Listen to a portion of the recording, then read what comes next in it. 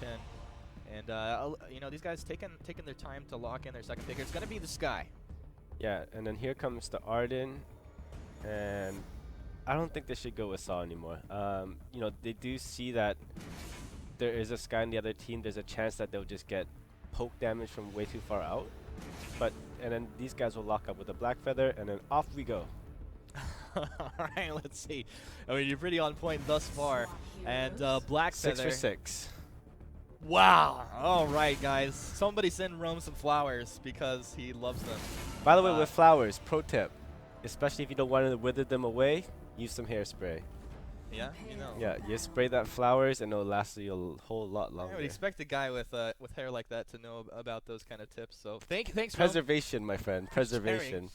Analyzing the game and how to preserve your flowers for longer. But these guys, they have fun compositions. Coming into this, we're loaded in the game. But Rome, which of these drafts did you like better?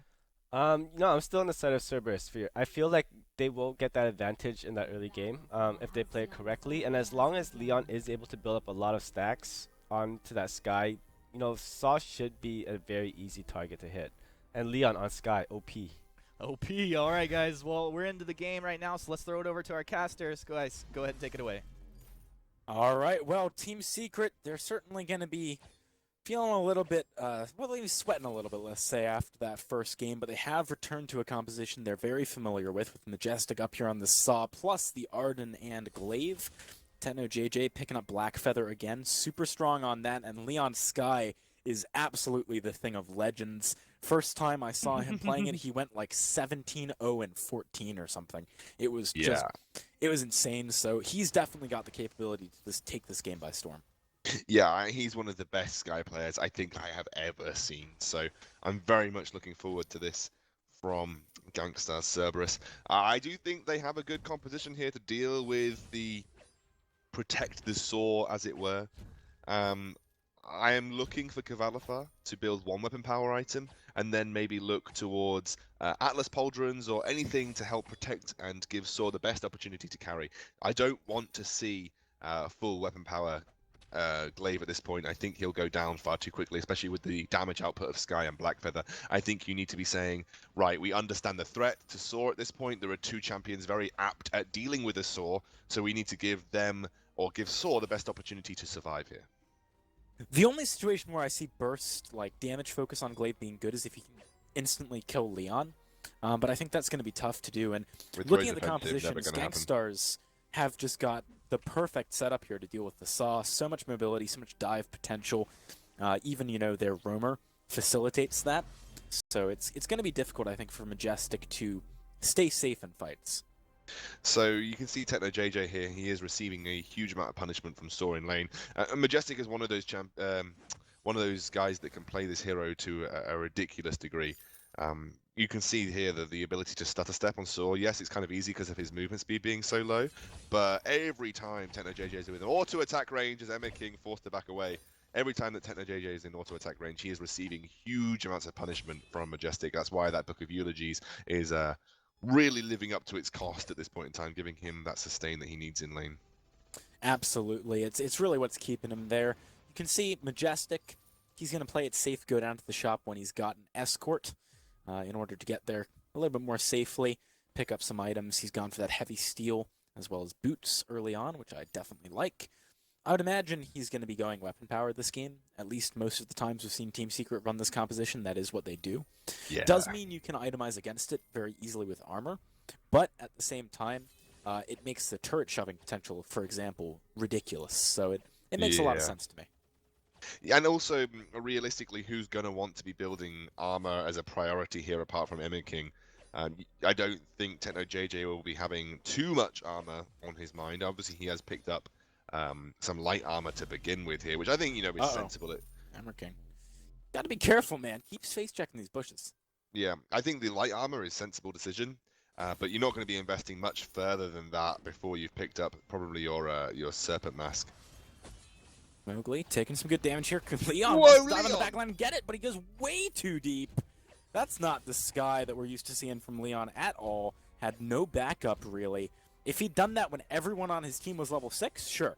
But maybe not this early. I think he was probably hoping for a bit of better communication between his team and everyone try and dive with him. I know TechnoJJ can't do it as effectively without that Rose offensive, but I guess he was hoping for a bit more of aggression from his team. Look at Majestic on that sword. Just every time one of the heroes comes within his range, he is just punishing them with auto attack after auto attack. And yeah, I think Leon just a little bit too offensive there, too deep. I think he was hoping to pick up a kill, but unfortunately unable to find that execute damage. All right, so let's take stock. Only the one kill on the side of Team Secret so far, due to Leon, going a little bit too deep. There's not much of a gold lead, about 500 for the side of Team Secret. But you got to remember last game, right? I mean, in the early game, Team Secret dominated much harder than this, and Gankstars came back in a big way. They've still got the Black Feather element on their side, and of course Leon on Sky, barring that one uncharacteristic, over-aggressive mistake, has certainly got the potential to turn things around and become a bit of a monster. So this game, very even still, and quite slow-paced. Absolutely, and I think that will play into Gankstars' composition. They'll be happy with the slow-paced game here. They want to make sure that they're giving their carries the best opportunity to receive those item spikes that they need to deal with Majestic. I mean, Majestic is looking just absolutely destructive right now. He probably is going to go for a Sorrow Blade as well to give them that tower pushing potential. I'm not sure you want to be doing that, Leon. Oh, yeah, Leon mispositioning yet again. Qualifier is very low. Techno can't commit to the kill, as Majestic has popped his ultimate, is fairly spun up as well, and really just forcing Gankstars Cerberus back. I think they should take their time a little bit more. Wait for the good opportunities to fight instead of just going for, you know, okay opportunities that could backfire. They're not even okay opportunities, they're bad opportunities. You know, without Rose offensive, I don't think that Leon can be making these kind of plays. I think he needs the backup of TechnoJJ on this Black Feather. Look at Majestic, though, just winding up. Going to use that Roadie Rush to get away, but he's dealing so much damage to this turret right now. And Leon making cast a curse, making us look slightly silly because we praised him so effectively for this Sky. He's been making some odd decisions as of yet, you know, being a little bit, I guess, antsy with his play. But this is quite similar to last game again. You know, if you look at Yes. Leon last game, we had a similar train of thought, but inverse, where we were saying, you know, he's not really living up to the name Leon that we all know so well. But this game, the similar kind of thing is happening, but that doesn't mean he's not just going to suddenly become super destructive later on. Yeah, he could turn on at some point. I think it would be unsurprising to me if he surprised me in that sense. But Hammer King, look at the damage he's taking right now. Qualifier diving onto the backline, picks up the kill. Leon does get a good position here with the death from above. It's not going to be enough. Techno can't get into the fight. Majestic untouched yet again. This isn't really how we expected the compositions to work out. Majestic, I mean, he's not even necessarily the biggest threat right now. Qualifier is running interference too effectively. Yeah, I mean, this is the glaive that we all know and love with that weapon power. He will, after having picked up an immense payout here for Team Secret, you know, you can't. I just don't think Gankstars Cerberus can be as bold as they are being against a glaive who has got a huge amount of weapon power super early on as well. I mean, just picked up a Sorrow Blade here. So I think they need to be more cautious. You know, you have a composition that has a certain threshold for when it comes alive, and that threshold is certainly not right now. So be more cautious. You can afford to be. You don't need to be playing into the hands of Team Secret. Gankstars Cerberus needs to wait this one out a little bit. Well, at the moment, sitting about 2,000 gold behind and having not picked up a single kill as of yet. Certainly Majestic and the rest of Team Secret looking very strong, but it's notable that they haven't successfully taken any turrets yet, and that's something which their composition does aim to do fairly early with the sauce. So not everything going as much their way as they would like, but things still going pretty well for them. It's like if you got, you know, 20 presents at Christmas, but not the one that you really wanted. You're still pretty happy, right?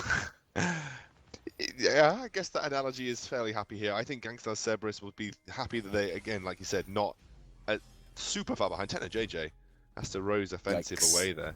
I mean, that was a prime opportunity for Qualifier. They're going to have to give this turret up. They finally got the one they wanted.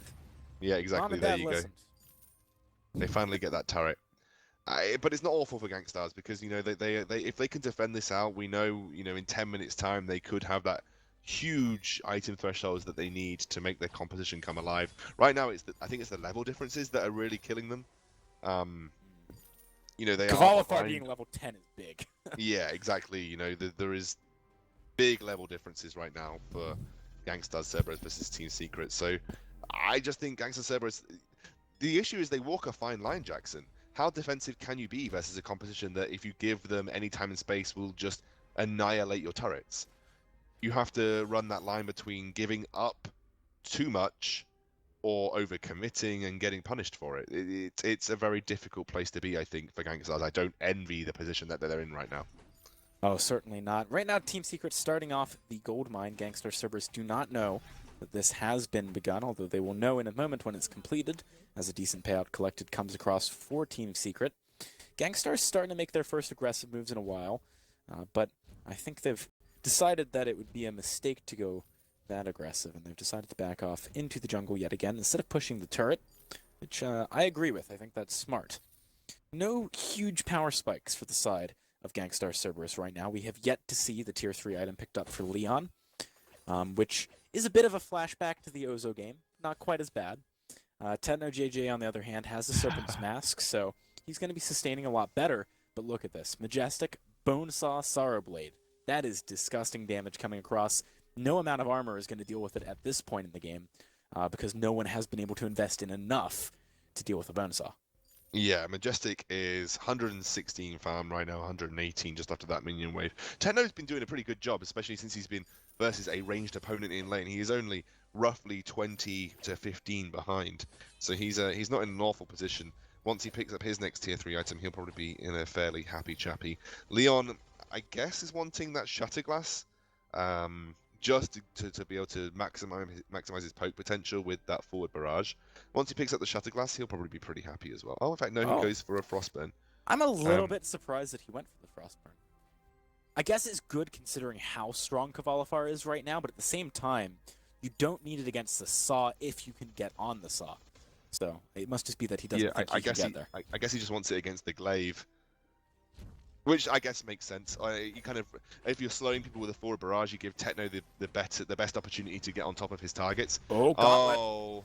Leon, he doesn't manage to get out of there without being stunned up, but Emmer King is the first to fall. That's going to be Techno JJ needing to Rose Offensive out as well. Team Secret really not taking much damage at the time being, as Leon, with that Frostburn, doesn't have very much crystal power at this point.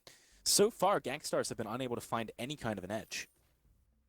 Really good gauntlet by Mowgli there on Arden. It basically meant that Techno JJ, without a reflex block, had to be using a singular Rose Offensive just across the barrier, and then he used the second to try and get on top of Majestic, but realized at that point he was completely alone.